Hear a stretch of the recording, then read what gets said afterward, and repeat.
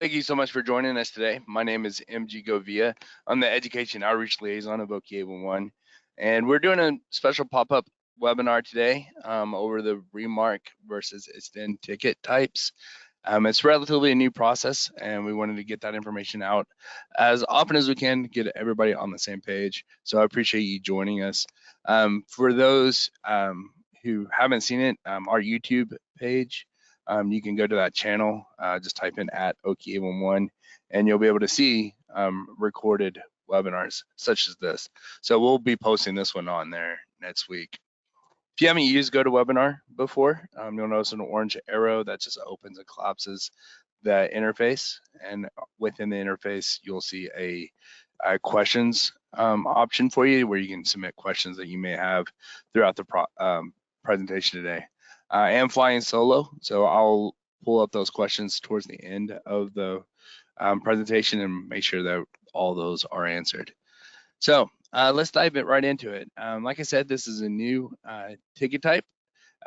We are no longer saying update is a ticket type, because technically you're updating the ticket, you're making the action of updating a ticket, but the ticket type that's going to go out is either a remark or an extend ticket. So we'll talk about that breakdown. To understand the breakdown, we have to kind of take a step back and remind everybody how the process works. Very straightforward. It begins with an excavator contacting OK811. They'll use our website. They may make a phone call, and they're going to give notification no less than 48 hours, excluding the date of notification, Saturdays, Sundays, and legal holidays before the excavation is going to begin. And then the locate request is going to be generated. OK811 is going to process that request, map out the dig site described by the excavator, and that's going to tell us what utilities or what operators are in that area. And then a ticket number is going to be generated and given to the person who requested the locate, and then a notification is sent out to the facility operators in that geographical region. Just so you know, an average of 6 members are notified per ticket. Last year we did just a little over 1.2 million locate requests. So that means 7 million tickets were processed by the locating side of all of this last year. That's impressive. Those members are going to respond to the request prior to the work to begin date and time. Their responsibility is to mark the approximate location of those underground facilities using the APWA uniform color code with paint, flags, or stakes.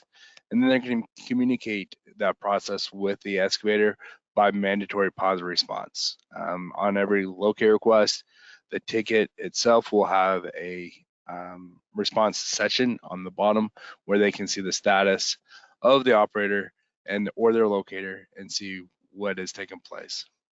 The excavator then needs to confirm those markings. They'll wait till the required time before digging, and they'll make sure that everybody has responded on positive response, and then test holes to discover the 3Ds, the depth, the direction, and distance of those underground facilities in their work area. Couple of things to remember. Private lines are not typically marked with 811. There are some companies that go above and beyond to mark private lines. However, it is not their responsibility. So if there are private lines in the work area, such as the obvious ones are like propane, sprinkler, things that no facility operator owns, and then when it is turned over to the property owner. So additional runs such as electric or water to a pool or outdoor kitchen or something like that. So those private lines need to be located by through another service. And OK811 is not the locating company.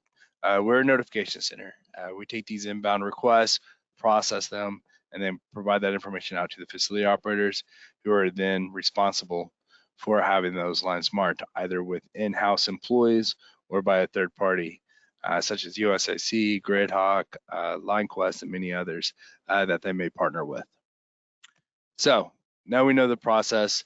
Here's the current tickets that we process every day. There's normal or compliant locate requests.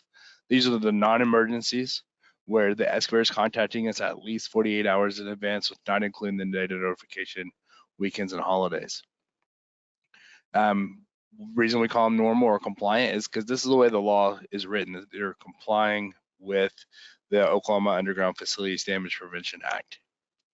A non-compliant locate request is when a request is made with less than the required notice and there is not an emergency. A couple of things to remember about a non-compliant locate request. It is not a valid ticket. It never becomes a valid ticket. A non-compliant means that you're not able to give the operators their required time or required notice before digging, and they may not be able to protect those. And you, as an excavator, assume all liability if damages occur with a non-compliant ticket. The reason that I stress that it never becomes a compliant ticket is because even if you decide to wait 4 or 5 days before starting that project that the non-compliant ticket was called in on, it's still a non-compliant ticket. It never switched. The member companies may have decided not to respond beyond a phone call, may not have put down any paint or flags. You're still taking on the risk of damage. So avoid a non-compliant ticket if all possible. It's not a valid locate request. So please give us the required notice. There are times where short notice is necessary, an emergency. It's an unavoidable situation where digging must take place because there's an endangerment to life, health, or property. We still ask that you give as much time as possible. If you know you're going to be tracking down parts or equipment, or that one guy who knows how to do everything, give us that time. Let us know that it's going to take 4, 6, 8 hours to get everything ready to go to take care of that situation. What we're looking at is the fact that it's less than 48 hours. We understand it's an emergency. We understand you're going to want to get to that as soon as possible. However, as soon as possible may be a few hours. So by giving that time, you're just giving the operators that much more time to respond. A lot of the locating companies can get to those emergency locates in 2 to 4 hours because they have the resources to do so. But smaller municipalities, rural water systems, things of that nature, may not have the resources to drop everything where they are and get to an emergency in that quick of time. So if you can, be respectful of those resources and try to give as much time as possible. And then with an emergency locate request, it isn't a green light. It doesn't mean that you can dig recklessly. You still need to show due diligence just in case if damages do occur. The question is going to be, what did you do to protect those underground facilities? We understand the need for digging, but we need to show due diligence was used to try to prevent damage. And so again, it's not a green light. It's just an opportunity that the member companies or the facility operators are going to be prioritizing those locate requests to try to get out to you as quick as possible because it is an emergency, but it does not mean you can just dig without any consequence. You need to be digging with care with an emergency locate as well. Second or third notice, these are when a normal or compliant locate request has been put in, and then the work to begin date and time has come and passed, and there are facility operators who have not made it out in time with locates. If that happens, just notify us, let us know which companies on that locate request did not respond with an all clear or paint on the ground, and then we can put in that second notice. Just remember that that second notice does not change the life of your ticket. Your ticket's 14 calendar days from the work to begin date and time. So if you call in 2 days after your work to begin date and time for that second notice, you're still, the expiration of your ticket is still going to be the same amount of time. So if work goes beyond that, you'll need to update it. And updating is what we're going to be talking about here in just a moment with the extend and remark options. Demolition tickets, it's a two-step process. It's a demolition to let us know a structure is coming down. That gives the facility operators or utilities the opportunity to disengage from that structure. It's also something that will happen as part of your permitting. You'll get the permit and put in the demolition notice at least 7 business days before that. And then at the same time, because if digging is going to take place within 14 calendar days, you can go ahead and submit your work to begin date and time as well. So you can do the demolition for the structure and then immediately follow that up with advance notice of the dig ticket as well. Damage report, this is a mandatory damage reporting state. If you cause, or not cause, I don't want to point liability, but if damages happen on your work site or or you discover damage, we do require notification to us. It is punishable if around pipelines, stuff like that, if OCC, our Oklahoma Corporation Commission, doesn't see a damage being reported. So let us know if you discover any damage. As far as liability and all that good stuff, that happens after the fact. That's where the insurance or the court is going to decide that. All we're doing is trying to get that information to the facility operator so they can help with the repairs. So let's talk about what happens when you update your locate requests. So your locate request, that normal compliant locate request, good for 14 calendar days. And then if weather or a work activity had destroyed the original marks, or you're coming up on 14 calendar days, you'll need to update that locate request. And there's two options to do so. A remark ticket will notify the facility operators that the markings need to be refreshed, and then it extends the life of the ticket at another 14 days. The facility operators are going to have 48 hours, excluding the data notification weekends and holidays, to respond to that remark request. Okay, so remarking, exactly what it sounds like. You're saying the flags need to be redone so that the work can continue for another 14 calendar days. An extend ticket will notify the facility operators that the markings are still clearly visible and do not need to be refreshed while extending the life of the ticket another 14 days. So the facility operators may or may not return. It's their option to come out and validate those markings, but they still will have the 48 hours to do so. By doing an extend ticket type, that's going to be an agreement between that excavator and the facility operators on the ticket. It's saying the excavator is saying that they have maintained and preserved markings, and there is no need for any facility operator to come out and refresh. So a little bit more information just to kind of make sure we're all on the same page. So when updating a ticket, an excavator is going to be asked if the markings need to be refreshed. And the ticket will be processed as a remark or an extend ticket type based on those answers. They cannot ask for a remark for one or two companies on the ticket and then an extend for everybody else. It is either one or the other.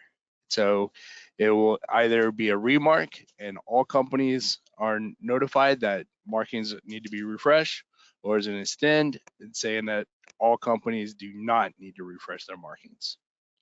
The new ticket type will be displayed on the copy of the locate request for the excavator, as well as sent to the facility operator. The facility operators will still be required to provide positive response. So even if they're not going out to the site, they will be putting a positive response saying excavator claims that markings are not need to be refreshed, will not be locating the or remarking the area, or they need to mark saying that they are going to go out there. Whatever the case is, whatever they handled that ticket. So just remember or reminder per law, if the marks are removed or aren't visible at any time, the excavation should stop and the excavator must request a remark. So if they do the extend and 5 days into their extend ticket, they have crushed their markings or bad weather comes in, they should stop working and do a remark ticket at that time. And the reason I point that out is because once an extend ticket is requested by the excavator, a second notice or a third notice cannot be processed on that ticket, since the excavator stated that all the markings were still clearly visible. So they extended the ticket. They're giving a new 14 days. They said that no facility operator needs to refresh their markings. And then if they call and say XYZ company didn't come out and mark, well, we won't do a second notice. We would have to do a remark ticket, and that remark ticket would give 48 hours, not including the data notification, to the operator to come out and refresh their markings. So pretty straightforward. It gives the operators some opportunity to screen tickets. Understand the communication with the excavator to make sure that the excavator is preserving and maintaining their marks. Within the law, if you read there's a sentence within the hazardous material portion that says a excavator has a responsibility of preserving and maintaining their marks around pipelines. So this is a great opportunity for that communication to be had. Have the excavators continue to throw down paint and flags, or do what they need to do to preserve the markings so that there would be less remarking. And if there's less remarking, that means the facility operators may not have to send locators out. And it also means that the excavator can work safely around the visible markings throughout their work project. So it is a really cool and innovative way to handle updating locate requests to get into whether or not it needs to be marked because of the preservation of the markings. And so hopefully everybody will be start using this, and we can see even more data that supports that this has been great for the Oklahoma's damage prevention. So a couple things to remind on the excavator side. To prevent over notification and to be compliant with the law, you should only update locate requests if everything is not changed, which means the scope of work and where the work is going to take place has not changed, and the excavator will be excavating within the following 14 days. So if you're working in an area and you've completed part of it and you have to let, I don't know, concrete set, or you're just not going to be digging for 14 calendar days, whatever the reason may be, then you should let that ticket expire, drop, and then give us a call 3 business days prior to resuming work. That will reduce waste in the system, gives those locators a break, also gives your ticket processing a break as well. It shows that you took a time away from excavating. Because if there is excessive or unreasonable locate requests in an area where tickets are continually being updated to be remarked or just extending the ticket, a operator or facility operator can recoup costs for that unreasonable and excessive locate requests. If there is a change in scope, such as the work types changing, you're going from installing pipeline to now grading the land or something like that, then if the scope has changed, or if you're working in a different area because some of it has been completed, you can start a new ticket by just giving in new information. So that should help on the communication again. The more we can do to have excavators explain exactly where they're going to be working, and the more that we can do to help the facility operators respond to what is needs to be remarked and what is truly close to their assets is the goal. I wrap up most of my presentations with just a reminder of the 5 steps for safe excavation, and then I'll look over any questions that may have been submitted to me. So if you have been holding out thinking I'll answer it and I just haven't answered whatever question you have, send it my way currently in the question submissions, and I'll look at that here in just a moment. So the 5 steps for safe excavation starts with contacting OK01 before you dig. You can give us a call or go online, either way. Over 75% of our locate requests are submitted through our website. You'll wait that required time, which is the 3 business days, right? The 48 hours excluding data notification, weekends, and legal holidays. You're going to be giving a work to begin date and time. You're going to get that on the ticket, and you'll be able to see when you can start work. You're going to do that by confirming all the response has been given to you from the utility operators that are on that ticket. Respect those markings. Understand that the approximate location is going to be 2 feet either side of the markings on the ground. And then as you dig and discover the utilities or underground assets, you should respect the tolerance zone, which is 24 inches either side of the underground facility. And then you're going to dig safely. You've done everything right so far. You know where all the facilities are. You understand the work area. And so you want to be able to make sure that you're respecting the tolerance zone, not using any heavy equipment, avoid damage, and keep your excavator safe. But if damages should occur, do not backfill, do not repair, don't operate any valves. Quickly take care of safety first, call 911 if needed. Once that is complete, then contact the facility owner and OK01 to report that damage so that repairs can take place. So damage prevention as a whole is a collaborative effort, And I'm pulling up the questions as I have this. So damage prevention as a whole is a collaborative effort. It takes all stakeholders to understand what our purpose is. It starts with our facility owners and locators to provide public awareness, to make sure the information is there saying, hey, our pipelines are here, our electric is here, our water is here, whatever is underground, to make sure that we are giving the general public understanding of just existing underground. And then the excavators, of course, both professionals and DIYers, we need to be able to explain to anybody with a shovel that the safe option is knowing what's underground when you're digging and have those lines marked for free. And then OK11, our roles, whether it's education or processing a locator request or helping out with our member responsibilities, we have tried to make sure that the services that we provide um, help in the industry of excavation, of public awareness and damage prevention as a whole.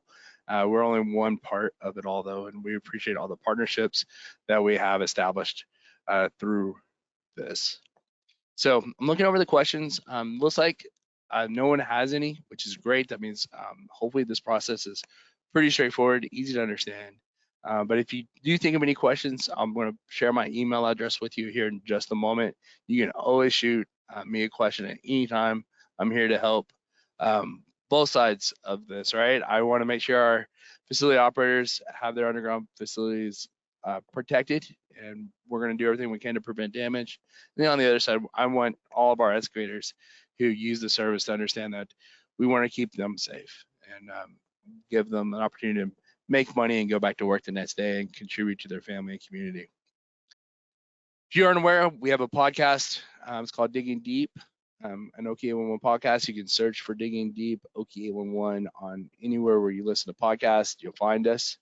Our website has been revamped, so there's plenty of new information. If you haven't seen that, check it out. And then our YouTube channel is just at OK811.